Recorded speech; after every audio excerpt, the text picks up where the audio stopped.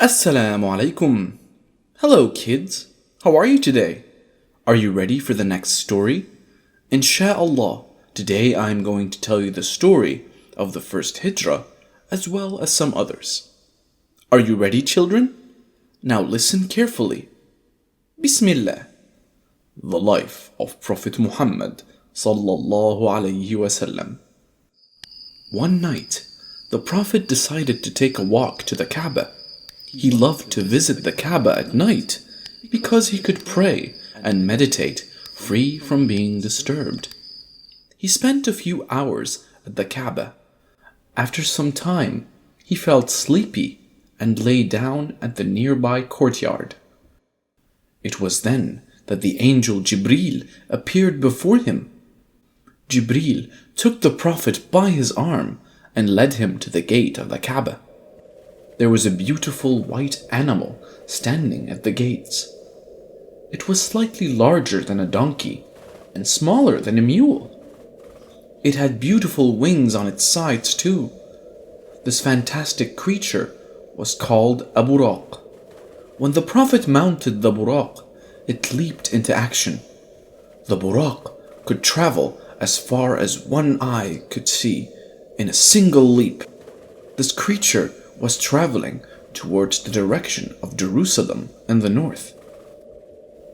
A short time later, they arrived in Jerusalem, and the Prophet saw the ruined remains of an ancient temple.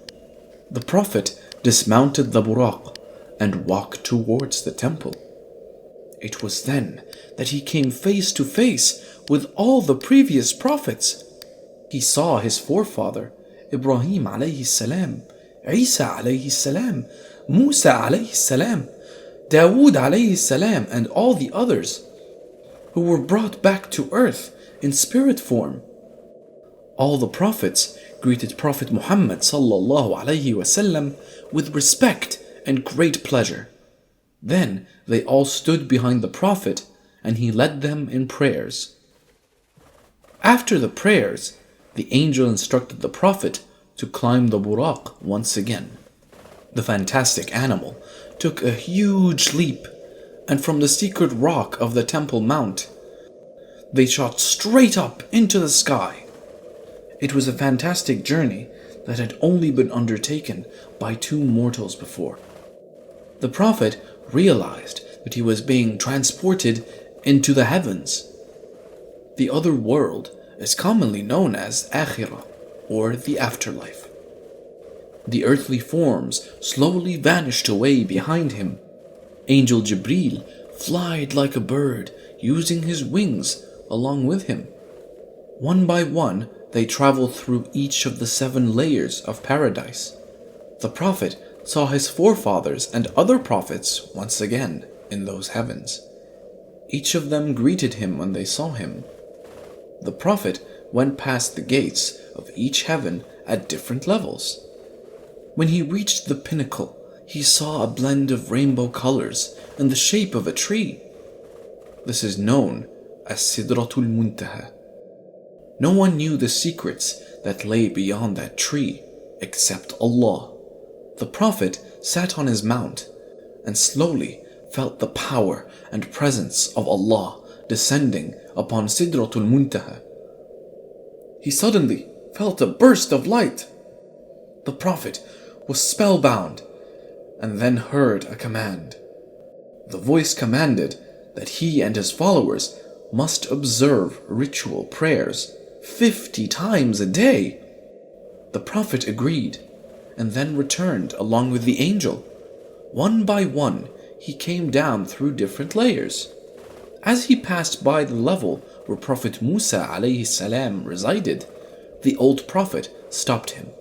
And Prophet Muhammad sallallahu alayhi wasallam told him about God's command. Prophet Musa alayhi salam convinced him to go back and request for a reduction in the number of daily prayers. The Prophet agreed and returned to Sidrat al-Muntaha. He requested to reduce the number of prayers. Allah agreed, and the number of daily prayers was reduced by half. The Prophet was happy and started his descent. he met Musa alayhi salam and told him about the reduction in prayers. The old prophet counseled him to ask God for further reductions. The prophet agreed and went back to Sidratul Muntaha. This happened a number of times, and God finally brought down the number of daily prayers to 5. God announced that 5 daily prayers would be counted as 50 in his sight. The Buraq then brought the Prophet safely back to the Kaaba. This was the journey of Isra and Mi'raj. The clan leaders of Mecca sought many ways to stop the Prophet from preaching. They persecuted the Muslims who joined the Prophet and now threatened to start a war as well. The situation became worse. The Prophet's heart grieved when he saw his people suffering. When things got even worse, the Prophet decided to ask his followers to migrate to some country where they would not have to face such hardships. It was a time when their neighboring country, Al-Abyssinia, was ruled by a king named Negus. King Negus was a wise and just ruler who was loved by his people. The Prophet knew that his people would be safe under their rule. The Prophet sent a message to the king and sought support for his people. He then asked a few families to migrate to Abyssinia. The people agreed. They left their homes at night and traveled there. The refugees went to the king's palace, seeking permission to settle down in his lands. When the king met them, he welcomed them and assured their protection. They were soon followed by many others, and pretty soon about 100 families had emigrated. In the meantime, the Prophet had gained support of many followers. The most notable among them was Umar bin al-Khattab. He was one of the most hated enemies of Islam at first. But as he learned more about Islam, he decided to embrace religion. The Quraysh leaders were now really angry and decided to kill the Prophet. One night, they dispatched men to the Prophet's house to kill him. When the Prophet came to know of their plans, he decided that it was time for him to leave Mecca. The attackers gathered outside the wall, waiting for the Prophet to come out. It was the night of Hijrah. The Prophet informed about his migration to Ali radiallahu anh, and he told him about the attackers waiting outside. He asked Ali if he would sleep in his bed in place of him to confuse the attackers. To this, Ali replied with another question. If I sleep in your place, in your bed, will your life be saved? The Prophet replied, yes. Ali then thanked Allah subhanahu wa ta'ala and slept in the bed of the Holy Prophet, covering himself with the Prophet's blanket without any hesitation. It was because of Ali that the Prophet was able to leave the house unnoticed. By the time the attackers realized this, the Prophet was far away from Mecca. The Prophet reached Medina and lived there along with his people.